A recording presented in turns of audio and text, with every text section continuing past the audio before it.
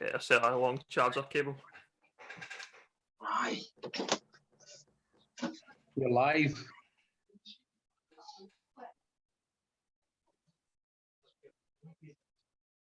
You may as well start talking now because it's live. When people join it, I'll start at the beginning. I'll not start at a live bit. You know what I mean? Aye. Hold on. I need to Can you put the link schedule up it for. to go live? I don't know. That's it live on YouTube now, but I'll need to copy and paste the link and put it up on Facebook. To me, Ben, and Danny's staircase. I'm in the live Q&A. Hopefully, you've all got some good questions for us.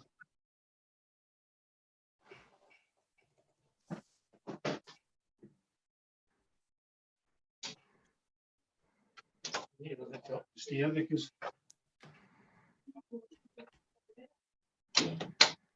we'll know him there.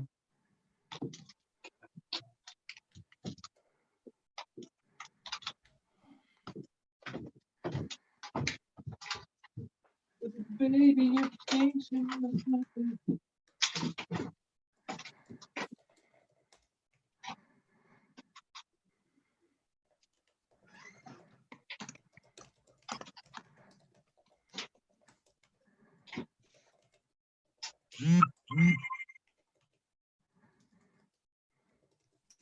We're just waiting, and what are we waiting on? It's me post a link and then we'll be good to go. Aye, but what? All right, okay, fine. So folk actually, we're not about to track God, it's supposed to be actually about to track how many folk are on it. You do know it's already recording this, and this is now the beginning of the video. I'll clip the video later. You can't clip it; it's live. It goes into a YouTube video, it's fine. And I'll just edit it in Studio, YouTube Studio. Okay, we're waiting on Dan, and then some questions. You ain't seen Watch it worked on nothing. Facebook. Let's see, I'll watch and see if people actually On join. Facebook.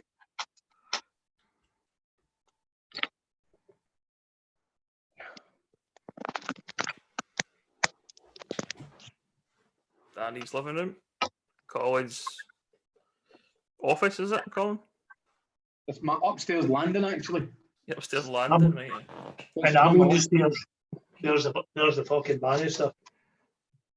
Well, that's the one with the swearing, Danny. Okay, I a know, few boss, minutes no. till see if people start to join the link. I'll put it in the event as well, just to see, make sure folk. If anybody has any questions, post them on Facebook or Twitter. I put that on the Alright. thing with. Yeah. About anything in general, you know, why is Life. Pluto under a star? I don't know. So we'll try and answer all questions. This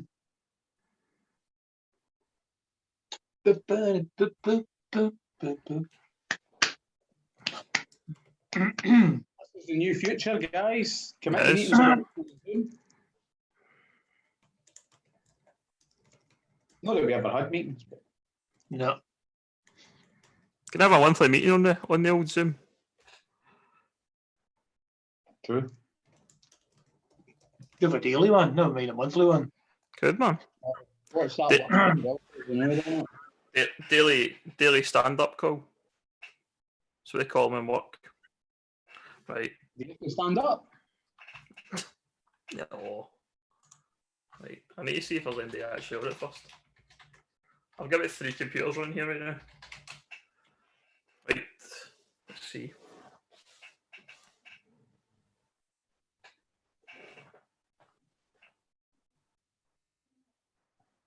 Games there, and it's all about 5 to 7 now. Aye. Well, Yeah. People.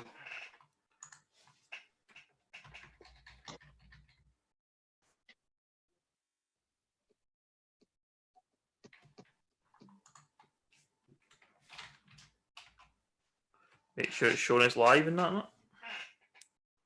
Live Q&A. Well, I'll put the link into the chat group there. See what it's saying on YouTube. Hear yourselves for a minute. 4 watching. There's 4 people watching it. 4. Yeah. So we're fans. Hello, 4 people. Any questions? Feel free to jot them down, fire them over to Ben, and we'll do our best to answer them. About what's happening at the Buffs Park, what's happening with the building, what's happening with stands, floodlights, league reconstruction, anything. West of Scotland, Football League, conferences, price of buys, absolutely anything you can ask us, and we'll try and answer it. Right, we've got some people in the 10 viewers watching, so maybe Colin, maybe a good chance just to start with kind of discussing where we're at as a club just now, with the different leagues and such like that are getting talked about.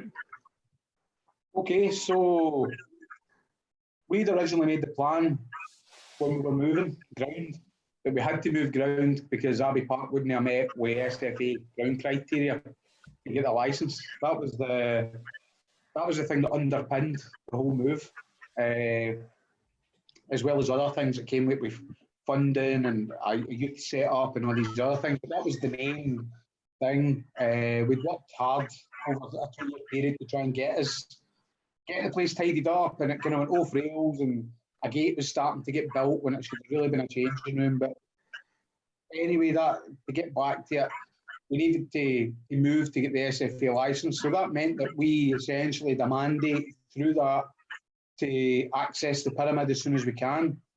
So over the last year, we've been building the ground up with the goal that the SJFA were negotiating on our behalf to get the West region as a whole access to the pyramid.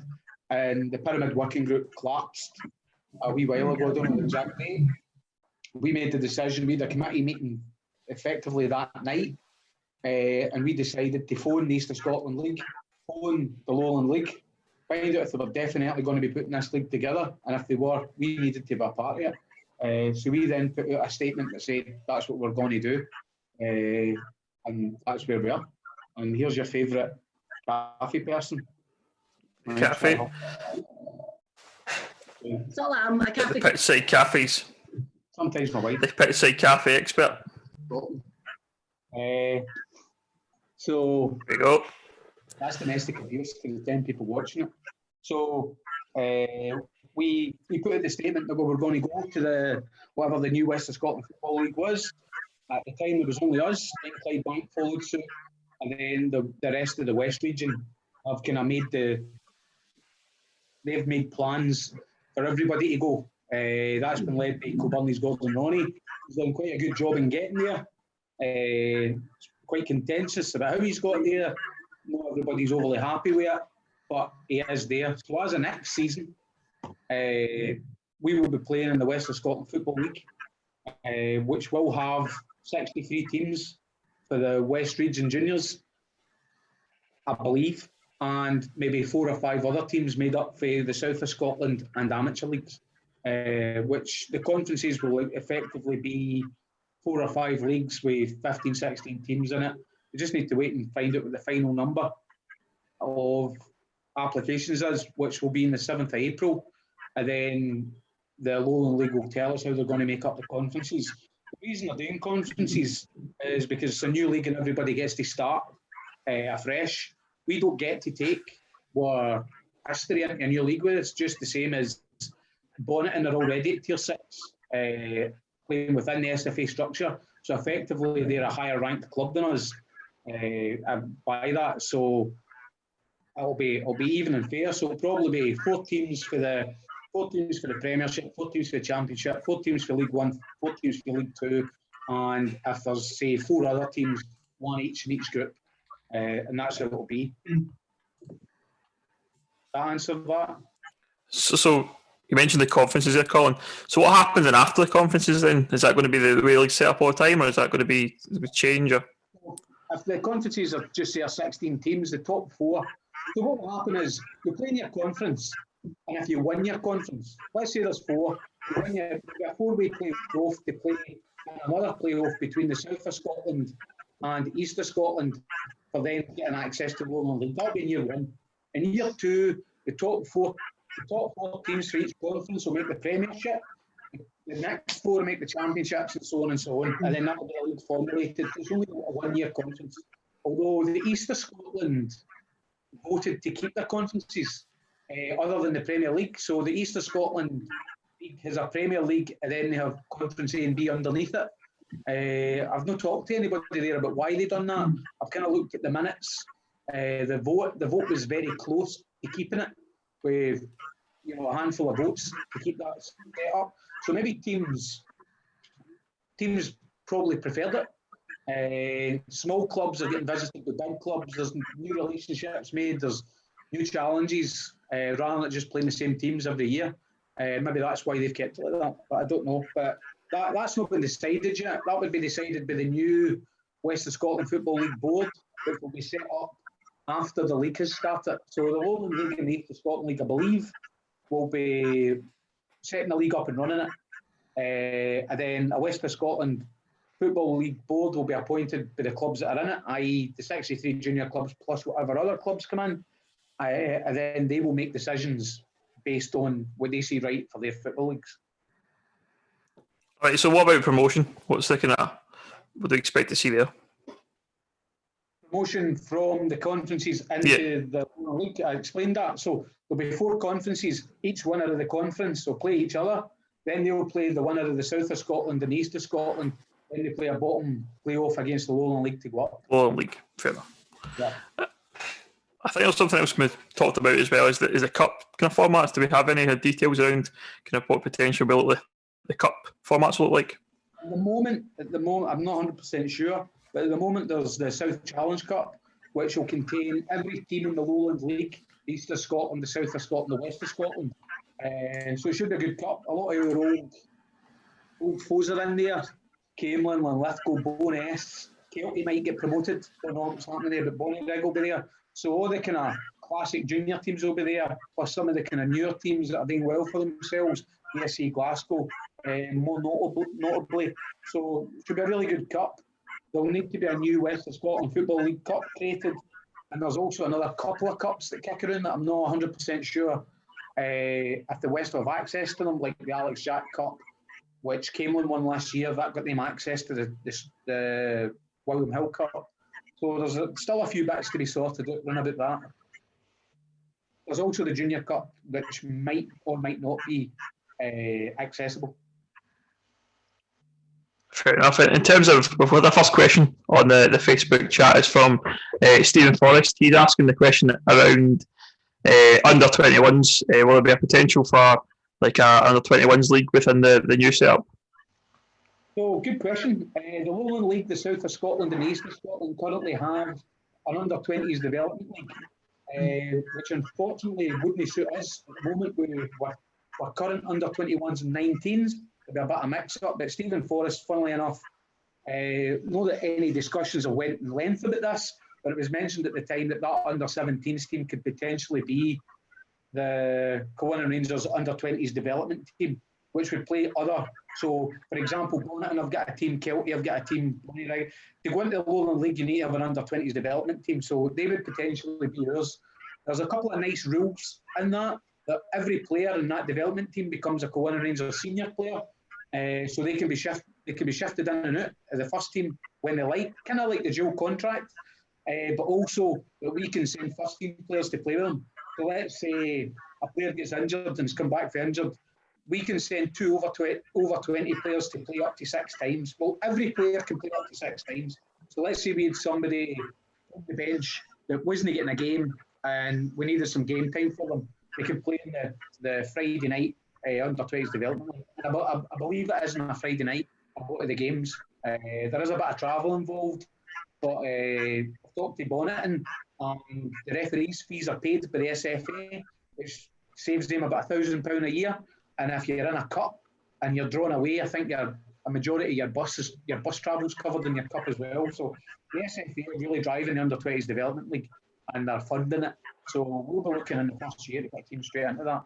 Whether that's made up of the 19s and Stevie's team or it's a whole new entity, I don't know yet. We still need to talk to Stevie and Mick about where they're going with it. But they're definitely, that team's got potential to be the under-20s development team, and potentially after that, easily a lot of the players can go into the Buffs first team.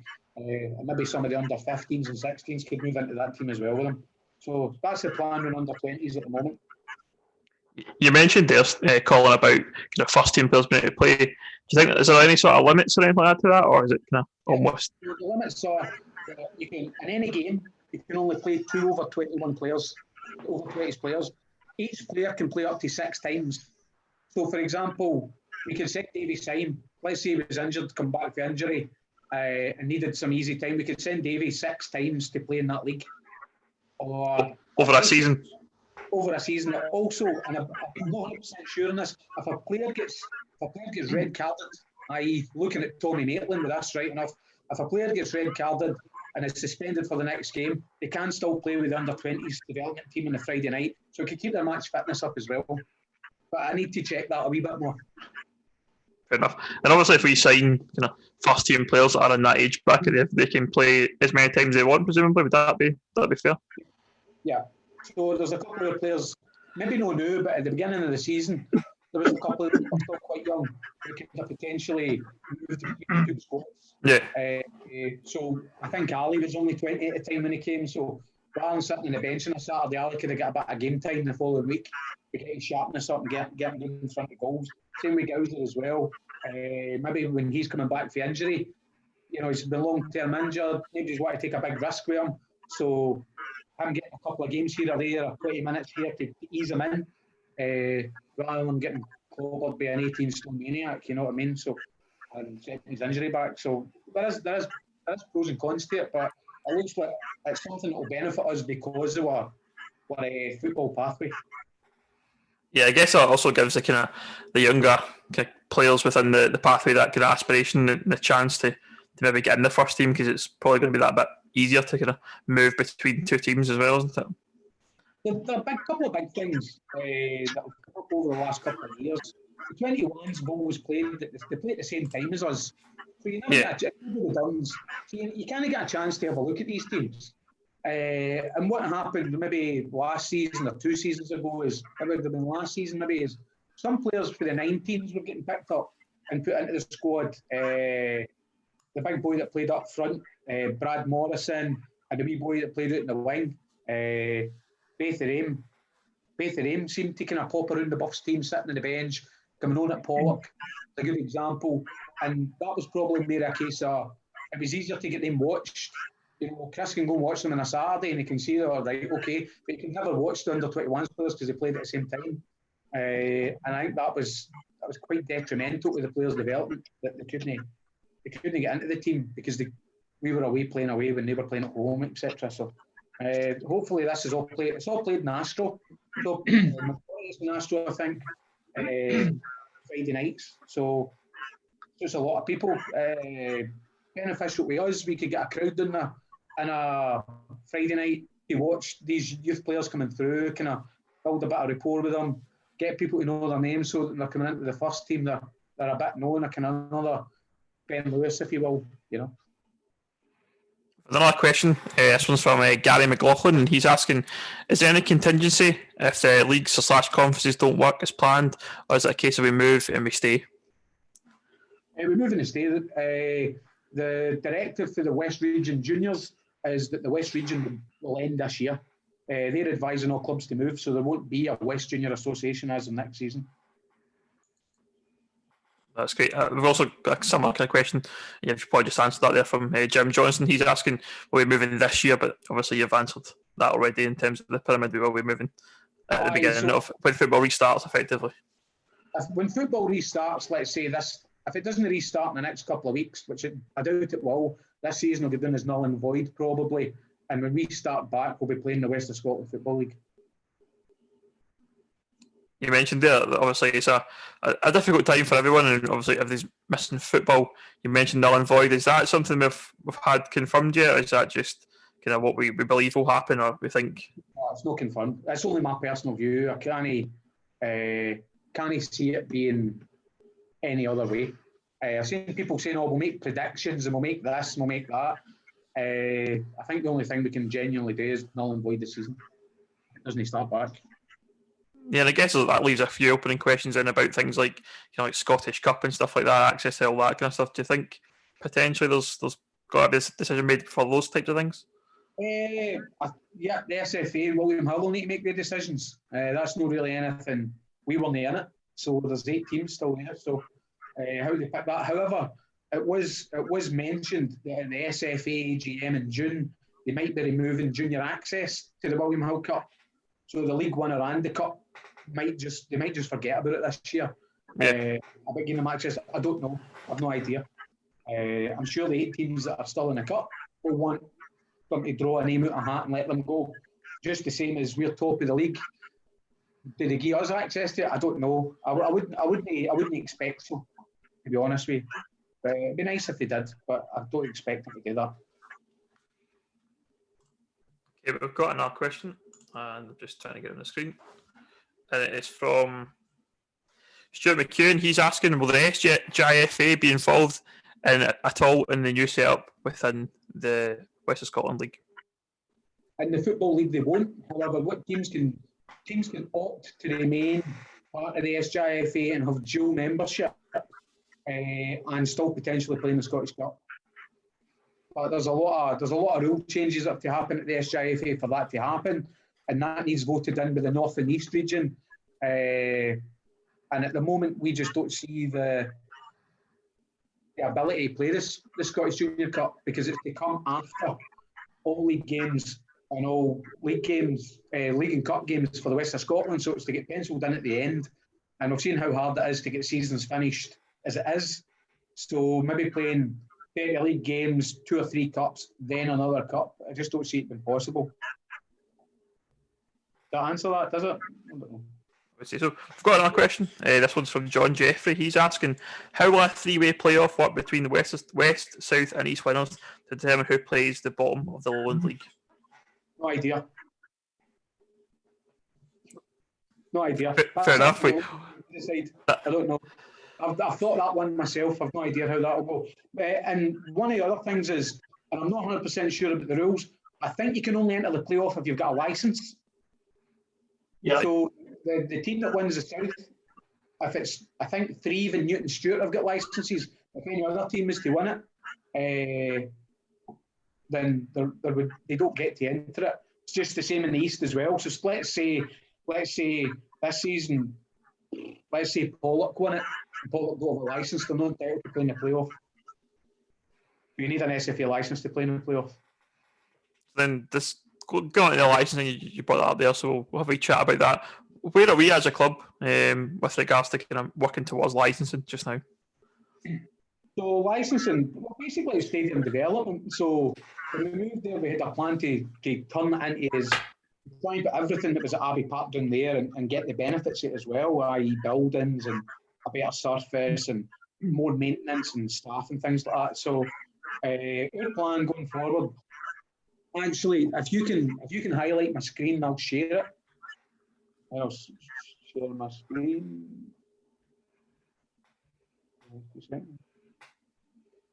Where's the right one? So I'll share this screen. That's you the host now, you should be it. Share screen. So let me know when you can see the map. You see it? Yep. Right, so Yep. basically... Dan and I can see it, yep. So. Right, so that means it can... Yep.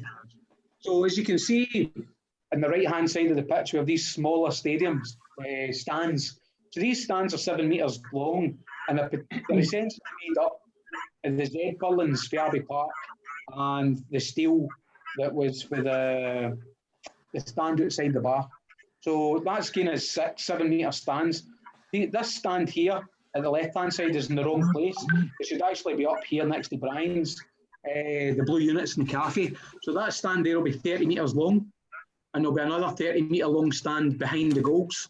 And as you can see there, the plan has 6 floodlights. The red dots are floodlights. We'll only be going to 4 floodlights because we're getting the lights from York City, which is a deal that's made, and hopefully we don't run into any financial problems with coronavirus that stops us doing that. So we should, that should still be a goer for us. So this is the plan for the bigger stand. As you can see, it's 30 metres long. It's pretty much a stand. It's going up over the steps at the wooden bit, another way along to the path. And there'll be one of them behind the goal as well. We'll probably put 2 or 3 steps in as well. Yeah. This one, that's the plans for the smaller ones, which are, there's no steps inside them. They're just essentially shelters along the back, which we could put steps in at a later date if we wanted to. There's already one of these been test built. It's sitting at Abbey Park. We just need time to go and do it, basically. Can you still see the screen share? No, it's gone. Right, cool. So that's basically what our plans are for the big bits. But basically, we need floodlights and we need a stand for 100 people. But we're putting a planning application in. They'll be able to get 300-400 people each. So the stand behind the goals at Abbey Park was 23 metres long. We're putting a 30-metre long one in. The one at the side of Abbey Park where the bar is was 12 or 16. Danny, can you remember how long it was? 16 metre. 16 metres. And so the one at the left-hand side will be 30 metres, so that'll be double that. Plus we'll get the 6 stands that are 7 metres long, which is another 30 metres. But those stands have been designed that at a later date they can be connected together, so that you can get one full coverage if we need that. But we've constantly been building what we need, not what we want, because you end up building something that's way too big that never gets filled in. You just need to look at, some of the parks out there when you go to Kilsyth and they've got big, huge stands, and even Largs a lot of the times when we go there. Largs was great at the quarterfinals or on the score, but it's when they're playing Benburb, there's maybe only 100, 200 people in there. So we're building what we need rather than what we want. But that's the plans are still going back and forward between me and the architect to get that right. So he's emailed me this week saying that the plan should be done this week. We'll send them in. No idea whether the council have got anybody working on planning anymore. We'll just need to wait and see. Hope that answers it. Are there any questions about that? Then please add them and I'll try and answer them. So one of the questions we've got here, Stephen Forrest has come back and asked the question around the modular building. Obviously, if anybody's been driving by kind of the sports club recently, you've seen the building is now in situ as it is. Is that the work kind of been obviously has to be stopped because of COVID-19? Do you have a rough time frame of completion, or is it any kind of work continue to be able to be going on? The first question, yes, it's been stopped with COVID-19. The second question, we no longer have a timeline. Our timeline was to get it open for the beginning of the new season, which would have been the last weekend in July, August time. We're not even sure where the next time we're going to be able to work on it. I'm going to share the screen again and I'll show you the internal plans. They're not 100% set, and I don't think this was the last version that gets sent to building control. We have all the building works, we have all the planning, and it's in place, bolted together, nearly watertight. So at the right-hand side, you can see the entrance. It's basically the plan that we've put together, which as you see here, was the building the way it was before we took it apart. So when you walk through here, there'll be some offices down this side, a lot of toilets here and down here. This kind of big community wellbeing room will be multi-function, so people will be able to use it for anything. And a match day will be a bar area, hospitality, feeding players, that sort of stuff. It'll be available for anybody to use. And these kind of furniture stores, counselling rooms, we're not 100% sure what these are going to be once we get up, but that's potentially what the layout will be like once we get it up and running. I think I've got another one, which is an older one. That was the original plan with the 2 toilets in it, so we expanded that to 3 toilets for each. And we'll move some of these walls around a wee bit, then get the plan adjusted before we finish it. So hopefully that answers it, but timeline-wise, there's not going to be a huge amount of time. There's not going to be a huge amount of time between us being allowed to play football and the start of the season. It could be weeks. He's going to go back outside. The season will start in 2 weeks' time. We're not going to have a chance to get any of that work done. So we'd already been planning. Ian Stewart's David's joiners, which is Colin's dad. Craig Archer and James Dean had offered to do all the electrics for us. We had suppliers lined up for Kingspan. Colin Evans had a supplier lined up for the outside cladding. Gary Brown was working and getting the roof done. Charlie was getting the groundwork round about it done, and a kind of wee retaining walls and ramps and steps. All that was all getting done. But you just no longer have that time, which is a shame, really. But we'll just need to take it as it comes, when it comes, and we have the majority of the finances for that when we started, and we've got the government grant. Although that wasn't enough to do the whole building, we just hope that some of our sponsors are still going at the end of this, because a lot of local companies are taking a big hit at the moment. All right, so we've got a few questions on the YouTube channel itself. The first few ones came there from Facebook, so we'll go over to the YouTube channel and just get through the questions that we've got there. So the first one that we've got is from Sean McComb. He's asking, what's going to happen with the players in regards to like payment? Obviously, just now with no football and no income, just now due to the virus. So basically, us and a lot of other clubs, we paused the player payments. So we're in week 33 or 40 weeks season, and the SF, we're waiting in guidance for the SFA about the contract, and if we can renew contracts, if we can, I don't know. I really don't know. There's a kind of grey area with the contracts at the moment. We'd look to pay all our players up to the 40 week. Obviously, if we've got nothing coming in, we can't put anything in it. So we'll just wait and see where this is, where this COVID-19 ends, and then try to get back to getting players in the park again.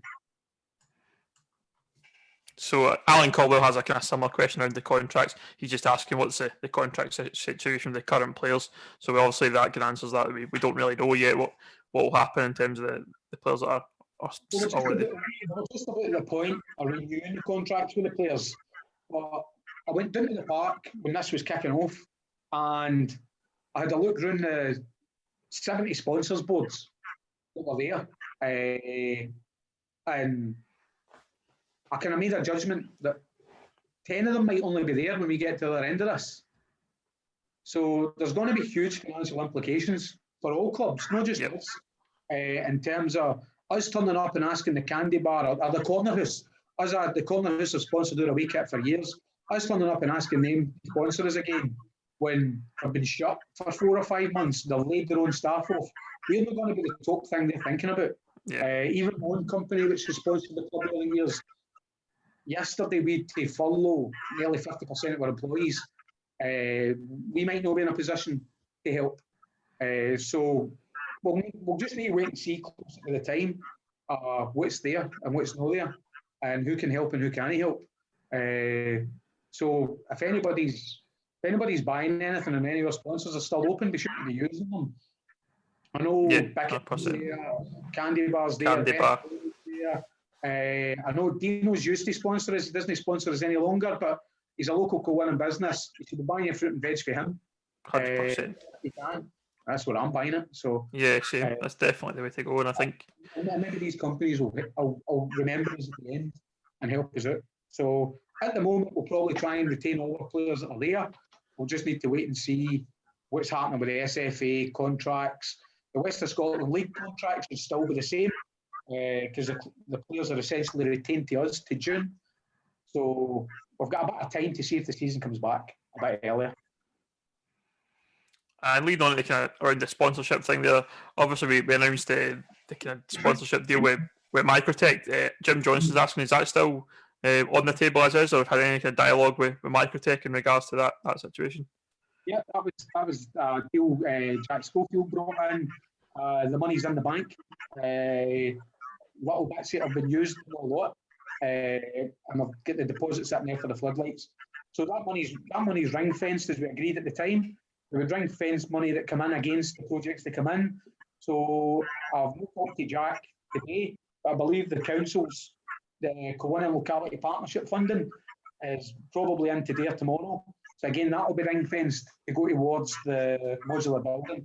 But the Microtech money is the majority. It's in the bank. I don't think it all is, but the bigger majority it was in, and that's been set aside for the project. Hopefully that answers your question there for that one, Jim. And we've got more questions on the Facebook page. And Lee Crichton's asking, how many teams are going to be involved in the new setup within the pyramid, and will this help the club in the long term, do you think? To answer the first question about 63 junior teams plus 4 non-junior teams, from Trafford amateurs, I don't know, and 3 South of Scotland teams. What was the second question? Do you think it will help the club in the long term, moving to the pyramids? Totally. I'm not want to overly go over the thing with SGIFA, but to give you one example, when the writing was on the wall for us, is because we're a SFA legacy club, we get invited through the sports club. I get invited to a 6-day course, which is 2 days at Motherwell, 2 days at Montrose, and 2 days at St Munn's Ground. And they'd paid for this consultant to come to the Social Enterprise Academy and train all these clubs how to become self-sufficient. And I learned so much about it that I've made changes at the sports club, I've made changes at our clubs that I learned through that. And I just happened to be talking. That's where I met the guy that runs Bonneton, the guy that set up Gap Cairn. I've met a lot of clubs up in Aberdeen that I've got in the region of 1,500 members, but they have adult teams. The girl that set up Gifting Up Ladies has got 1,000 members. So I met all these different people. We started sharing ideas, and that's when I started to notice that everybody was more open about what they were doing. They would tell you what they were. They would tell you straight away how they were doing things. They wouldn't hide it. And to give you 2 examples of this, me and Danny went to a Bonneton game, and we get in, and at half time, we're getting a pie and a cup of coffee, and we're talking away to them. And there's a guy that Danny knows that is he's doing the lottery for them. And the guy sits down straight away and says, "Do you do a lottery?" And we say, "We don't." He says, "This is how you do it." And he went instantly through the steps of how to do it. Contact this printer for the tickets, contact these guys.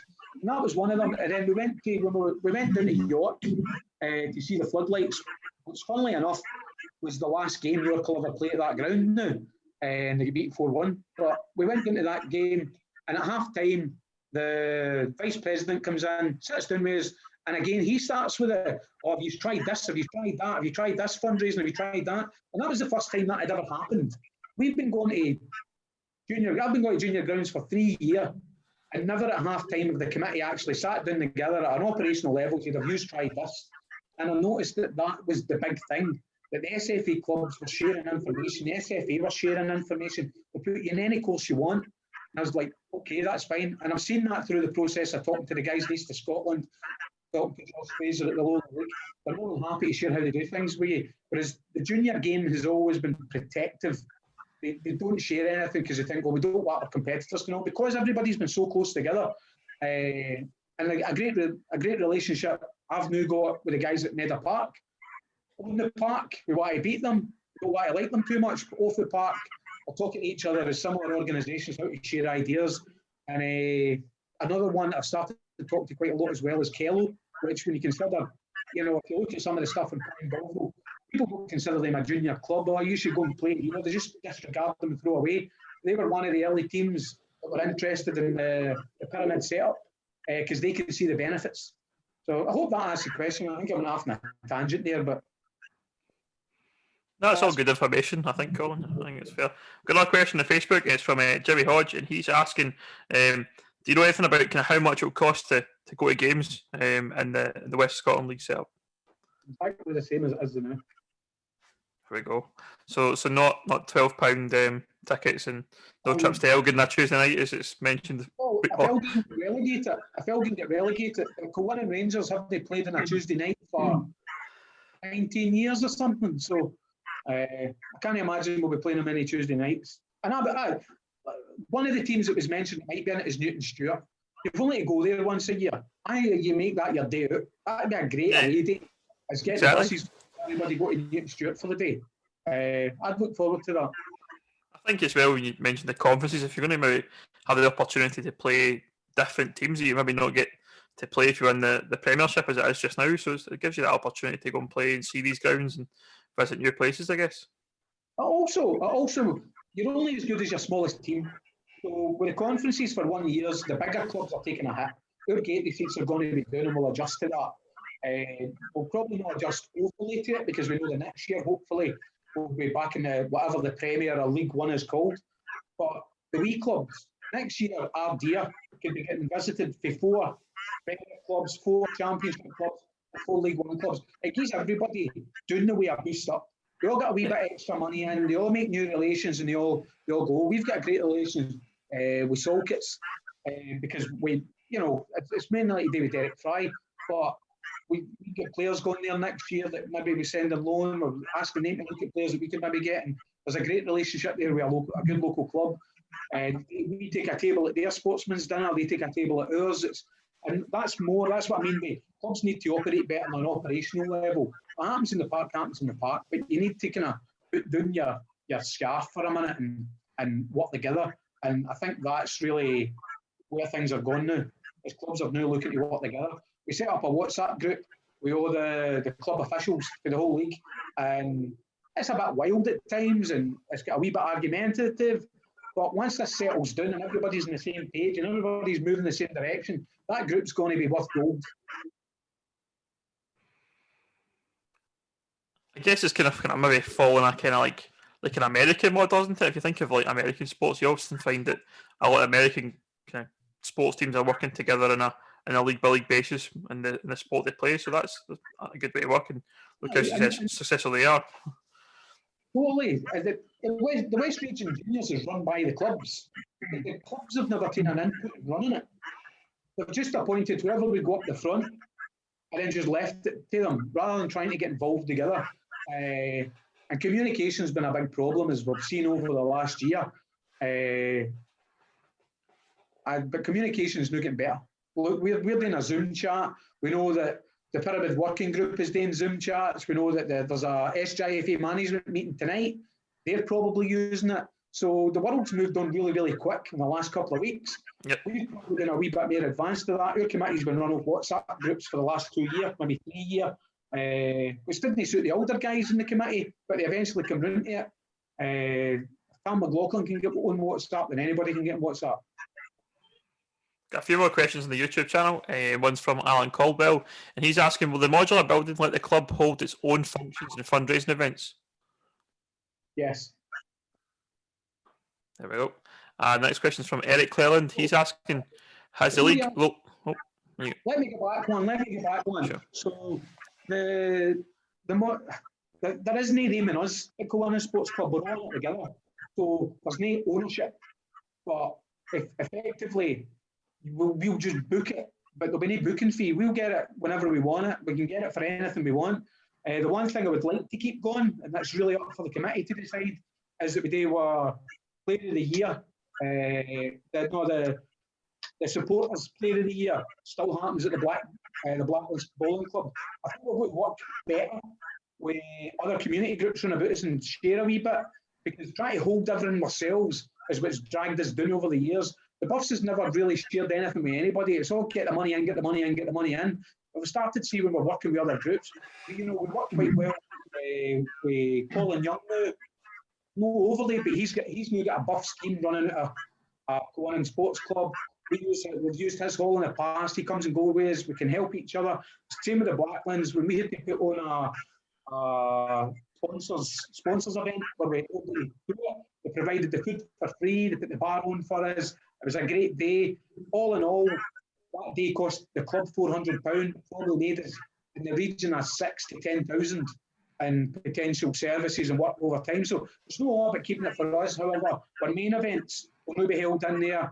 We'll also be holding, all our youth teams will be holding a Player of the Year events in it. We'll be having our comedy nights. We'll be having everything in there. So it will act a hub over time, but we still want to interact with other groups and communities out there. I guess the other thing it will kind of open up as well is the opportunity for kind of hospitality as well. Isn't it? It's one of these things we can use is on a match day to host kind of people and have kind of that kind of bigger kind of events for some people as well. Space. So at Abbey Park we had a good hospitality bit, and at House 24, but it was quite inefficient that we had to run 2 bars. So we needed 2 lots of staff, 2 lots of drink, 2 lots of food, people running all over the place with food. The way we'll be designing this one is we'll be able to scale up the hospitality to how many people we want. We'll be able to provide a decent function for committees to come in at half time. We'll also be able to get the players fed, and we'll also be able to let people that just want to go to the bar go to the bar. So it's quite a movable space. We'll be able to adjust it. It's massive. You've no idea how big it is on the inside. I know it looked big when it sat in the car park, and you stand at the front door and look all the way down now that we've removed all the walls out it. It is utterly massive. You mentioned the car park. That's probably a good positive as well. I think, well, obviously moving the building brings in a lot more spaces to the car park, and obviously we get a bit of heat now and again for how busy it is. That's something we can probably tell people about, the fact that there will be maybe more spaces for people to park and hopefully take a bit of pressure off the roads and such like. Well, car parking, we're never going to have enough car parking spaces, just the same as Everton don't, just the same as Glasgow Rangers don't. We're never going to have enough. But what we have done is we've opened up 2 car parks that previously blocked, and we've extended the back car park. So there is a plan there over time to take the car park at the back all the way down to the pitches, which will give us in the region of car parking spaces for nearly 400 or 500 cars. So if we get to a problem with that, then I've no idea, because we'll have used up every bit of spare land we've got to put cars in it. I would advise people to inkle winning, walk to the match. Walk to the game for sure, yeah. You can get the number 11, so number 11 passage literally packed at the end of the road, so there's no harm in getting it from the town, you get it from the Cross Hill. It's quite easy to access from all over Colin. Next question was from Eric Cleland. He's asking, has the Lowland League given any kind of indication that they will open up their promotion/relegation to more than one single team per season? No. That conversation hasn't happened yet. I think that'll be part of kind of the league kind of structured discussions that will take place. And I think they will find that a hard one to pass. But if there's clubs that then form a false glass ceiling, i.e. clubs that are strong enough to win the league every year but don't have a licence, I think they can then maybe open that up a wee bit more.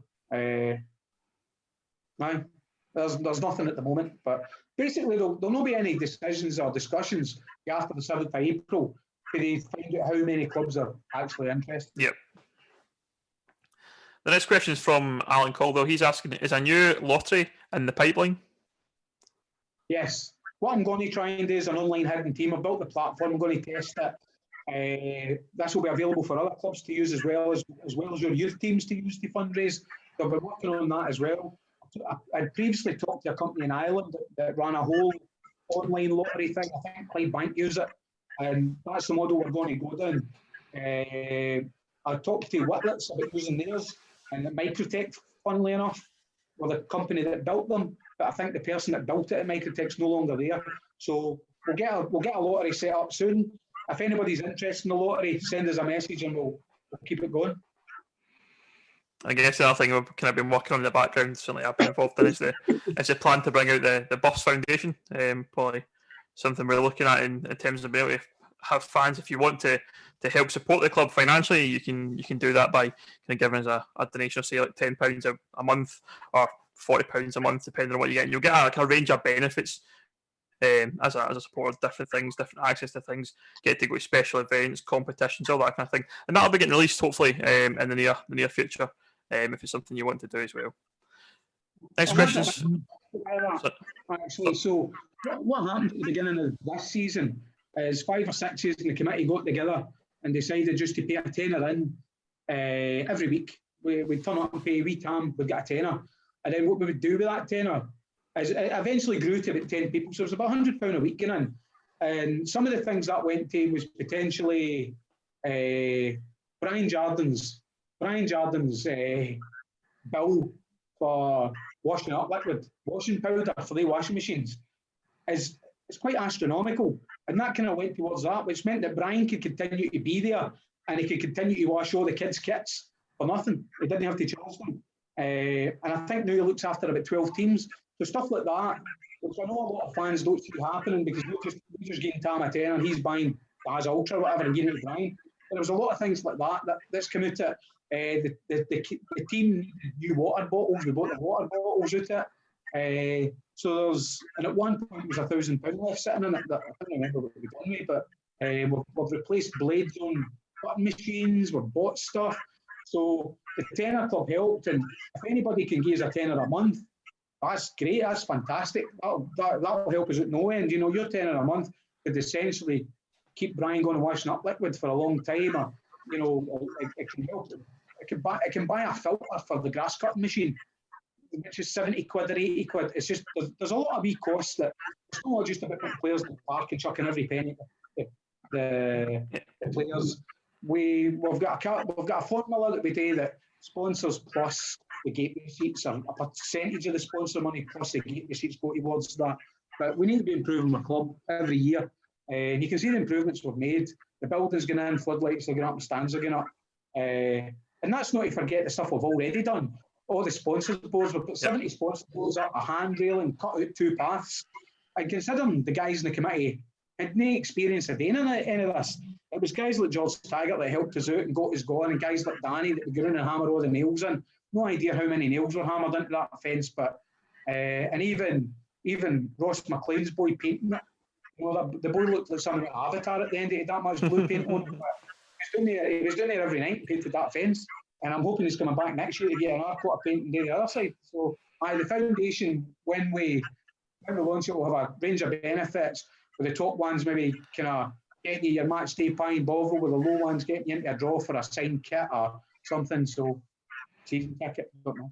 Well, that's it. I think I've been pretty close to this one, and we're kind of working our way through kind of just finalising the kind of minor details now, and we perhaps might get that out in the next kind of few weeks, especially obviously the club not bringing any income, and if people do want to support us financially this time, we would obviously really appreciate anything you can do for us just now. The next question we've got is from Jim Johnson. He's asking, is there a friendly with York City ever going to happen in the future? They mentioned it. It wasn't us that mentioned it. And they had mentioned that their manager was planning on coming up in the summer to do a couple of games up here. I don't know whether he was going to Inverclyde. We'd mentioned at the time, he says, you know, we could talk to Barry and he could go up to Inverclyde up there and come down and play us and maybe play some West Coast teams.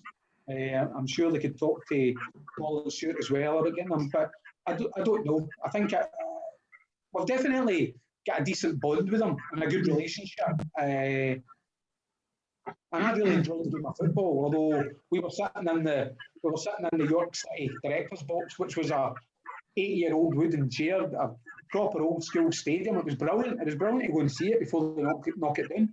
I think it'll be one of the oldest grounds still in England. So I keep talking to them, and you know, hopefully in the future. Maybe get a wee reverse fiction and get a wee day trip down to York or something. Do you think? Ideally, yeah. Next question is from Alan Caldwell. He's asking, in terms of the vision for the club, if all the plans come to fruition, realistically, where can we progress to in the next, say, 10 years? Is this is the town big enough for a professional football team? Well, we have 1,000 more people in Colin than Dumbarton has. So we must have the same population as Stranraer. And I think the moves we've made, aligning the youth teams with the big club, like to go back to Danny again, is this a couple of months ago, we were doing a bit of work on something, and Danny said, every house I go into, you can see a Buffs badge in it, and I've never noticed that before. And we've now got so many kids running around in Buffs kits, Buffs hats, Buffs jackets, Buffs school bags. It's getting bigger, so I don't know. We can only go as far as the team can go, but however, we'll build the place to go as high as we can, you know. I think in Auchinleck's video, they mentioned that they could potentially get to League Two. And I don't see, you know, they're a bit better run than us. They've had a lot longer at it. We're catching clubs like that in months rather than years. So hopefully we can get a bit closer to the likes of them in Kelty and maybe go up into League Two at a later date over a 10-year period. I'd love to be a fan in the day we get promoted into League Two. That'd be a brilliant day. And just to bring Danny, I've not heard from Danny at all tonight. So Danny, what's your view on that question? Where do you think the Buffs can go in the next, say, 10 years? League Two is definitely a possibility. So it is. But when you get into League Two, what would we do? Would we get in? It'd be just a one season, then it's just, you don't know. It depends on the finances. Finances basically count for everything at all levels of football. If your finances are there to compete in League Two, then you will compete in League Two. And if you get promoted, just like the way Cove Rangers are going to be, then Cove will get into League One. So there's no reason, if you've got the same finances to compete with other teams in League Two, that you couldn't even get into League One. So, anything's possible. At this moment in time, I don't think it's something we need to think about now. We've got to take it maybe one step at a time. Let's get playing football first, but at the same time, let's get off the park sorted. Because once we've got off the park sorted, then that'll create more finances. It'll probably even create more people coming to the club because there is a facility there, and that will increase your finances. So if it increases your finances, then your chances of progressing up through the pyramid becomes a lot higher. Just to add to that, one bit I missed there is homegrown talent. The Buffs have had very little homegrown talent. I know we look at Brian and we look at Ben quite a lot, but there's been wee flashes here and there. And because of our current position, we're very easy pickings for Ayr United, Robbie Crawford, Kilmarnock. Every week we're down there, I'm hearing about, Kilmarnock are trying to sign a centre-back for the under-15s. Rangers are trying to sign Charlie's midfielder.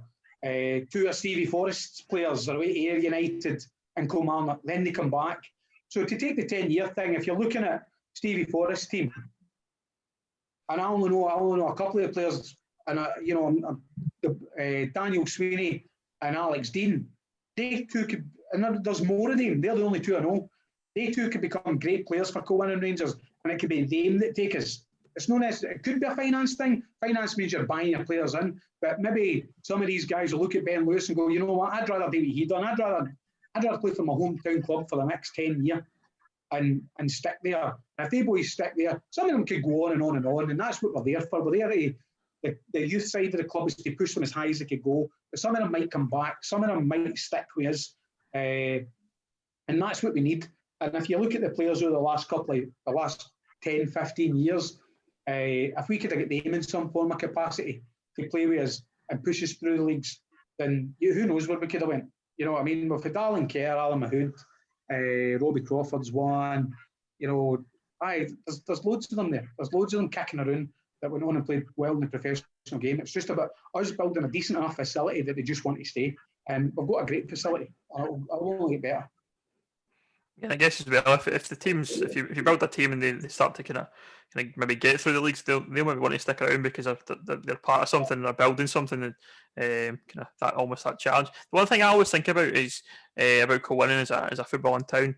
We're the only team in the town. I think there's some towns out there that have got multiple teams trying to fight for the same audience. Whereas I think we're quite fortunate in Colin, and we're the only team. Obviously, for us, it's Rangers, Celtic, Kilmarnock are probably teams that are playing the same time as us, where we're kind of challenging for fans. But I mean, people in Colin should really think about that as a thing where we are the only team in the town. Come and support us. We have some legacy stuff there. We've got the Duns are there, obviously, and the Duns are part of our pathway as well. We need amateur football to be played in Colin. There needs to be a level for everybody.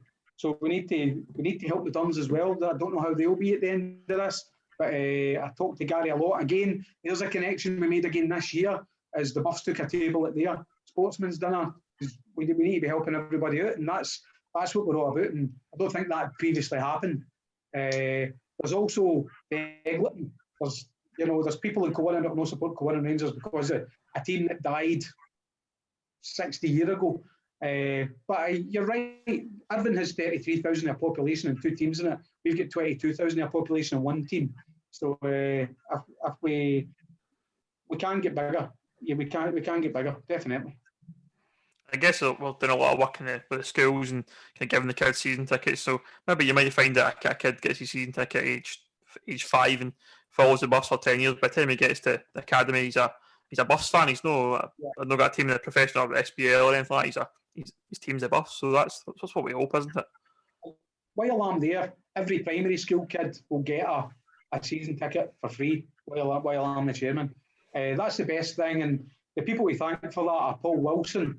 His mortgage company, Clear Vision, sponsored it. It was him and Jack's idea, and Chris delivered it. And it's been great. It's been fantastic. It's been mentioned to us from the police I've mentioned it as an important fact that people are now getting engaged with the buffs rather than going and smashing things. We've had that side of it, Abbey Park, but they reckon it was a great initiative. The councillors think it's fantastic. Connected Communities at North Ayrshire Council can't get enough of it, and Active Schools are praising it as well. So it's doing really well. Next year we'll get a bit better at it, and we'll do it a wee bit better. We'll get some ideas about the beginning of the season how to do that as well. That's it. It's always obviously something we can build on as a club through the years. We're probably nearly coming at the end of this. If you've got any more questions, drop your question in just now, because we're probably going to have about 10 minutes left roughly, and we'll be able to answer those. Don't really have much in the way of questions. Colin, have you got anything maybe you want to bring up, or Danny perhaps, you want to discuss, or that people should know about? Volunteers. That's what we need. With this building, we need bodies to move stuff.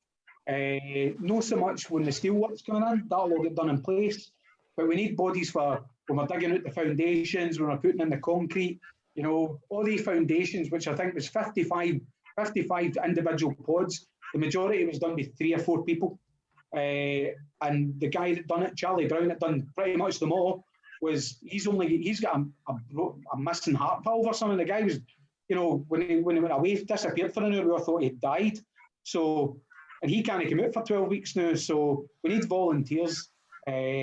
And it's not, you don't need to be committed.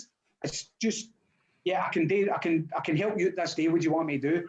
Obviously, we're on lockdown, and probably everybody will be itching to get out when they can get back out. But if you can spare us a few hours, then we can organise that as well, and we can all go down at one time and do something. Even if it's just a case of the blue wooden fence, because the teams play at the back of it, and the ball hits off it and knocks the nails out. You just need somebody going round every 6 months and hammer the nails back in. It takes 2 hours, but it's just. All these wee jobs start piling up, and we can't get to the big jobs, or we do the big jobs and the wee jobs don't get done. So there's a lot of things like that we need to help with. I guess the other thing as well is obviously around kind of match days as well. We could do a help on match days. There's things like people can help in hospitality or the bar or the pitch side takeaway. I know myself. I mean, I've got involved. I'm not by no means a labourer, handyman type. I have no ability. I bow down to guys like Danny who are doing work like that. I do the media work, and certainly I would like to see people come and chat to me. We can maybe help out with social media, videoing games, things like that. We want to obviously make that area better of the club as well. So certainly get in touch if it's something you want to get involved in. It's not necessarily the physical side of the build. That includes the whole club. If you can help out with a youth team and go and help out, the club will put you through your licence to make you a coach. If you want to be a Colin Rangers coach, ever fancied yourself for stepping into Straney's shoes in the next 10 years, then start with a kids team and grow from there and come all the way up, you know. And in 10 years' time, you could be the under-20s coach. So we're looking for first aiders, we're looking for people to help Danny at the gate, you know. Old Tom's in his 70s and he's not keeping well, so we could always be doing the refreshing it up, give the people that, you know, don't rely on these people just to be there to do it for you. The club belongs to the fans, and at some point, I'll not be there, and Danny will not be there, and Ben will not be there. Somebody else is going to have to do this at a later date. So, you know, get involved in who. It doesn't matter what age you want to be 15 and you want to come along and do something, come and do it. If you've geared up in football and you don't fancy it anymore, if you've had an injury, come along, we'll give you something to do in a match day and get involved with the club. And they're a good bunch. The guys are a good bunch, and it's a good laugh, and they're usually well fed and watered and everything else. So I get involved. A couple more questions, but one from Kelly Gradge on YouTube. He's saying, do you have any plans to involve any other sports, or are we going to stick to football? I guess that's probably more in the sports club. Is there any plans to bring in other sports within perhaps this kind of sports club complex? If anybody wants to propose a sport, then there is areas there that we can multi-use. You know, Colin Sports Club was started as a football club, but it does have sport in the name, and the only other sport is a bit of golf. And the golf isn't hugely successful. I think that's golf in general. But, you know, we're continually open to ideas. We know how to get funding for sports. We know we're quite happy. We work a little bit, not too much, with the West of Scotland paddle tennis. We give them advice as well. We're happy to pass advice around. You don't need to base your sport there. There was the cycling place down in the Duns, which I believe is closed. We'd looked at one point of potentially could they something with us as well. Could cycling become a thing? We'll get the woods. We can build BMX, mountain biking trails in there. There's all these things that we can do, but somebody needs to come and ask us. At the moment, there's no demand for any other sport. We've got netball, football, tennis, and golf, which is played out there. I guess I think a lot of us involved are probably football people, so football's the sport we're into. But certainly, if you are someone who perhaps involved in a different sport, rugby or something like that, perhaps get in touch and maybe perhaps we can obviously look at that and see if it's an option. We'd be totally open to rugby. It's something we could do in a couple of the pitches if we got a bit better maintenance. But historically, people go to Addrusson or Irvine for rugby, or even Glengarnock. So we've kind of missed that triangle. Colin has not been known as a rugby town. Rugby town, yeah. I've got a question here from the guys at Talbot TV. They're asking Danny, why are you sitting in the stairs? Because I've been chucked out in the stairs. So that's Talbot TV. He's been put in the naughty step, I think it sounds like. I'm on the naughty step. Is that him? If you call him, I'm trying to think his name again. Kia. The Talbot TV. It's just Talbot TV's YouTube channel, so I'm not sure the person has commented, but yeah. So, I know who he is. I know he is. I'm sitting in the stair. It's the most comfortable. Mrs. Danny's put me in the naughty step. That's the headline from the Zoom Facebook live chat tonight. So I think probably that's all we've probably pretty much got time for. We've got one last comment from Francis McGee. He just wants to say the Buff committee are doing a great job. Hopefully the town can pull together and do their bit to help everybody. It will benefit the club in the long run. So I think that's a fair comment, a good place to probably end the chat. It's been good having a chat here. Obviously it's kind of, we're all in lockdown at the moment. We don't have football, but this is a place to can have a chat and discuss football in some way. And I hope that's going to give you an insight to the club, what's happening with the pyramid. If you liked it, let us know in the comments and tell us. We might do this again, perhaps maybe see if we can get like Chris or one of the players involved. We can maybe just chat more generally about football rather than kind of talking about kind of club structures and all that kind of stuff. But thanks for joining, and we'll hopefully see you all soon. Cheers. Bye-bye.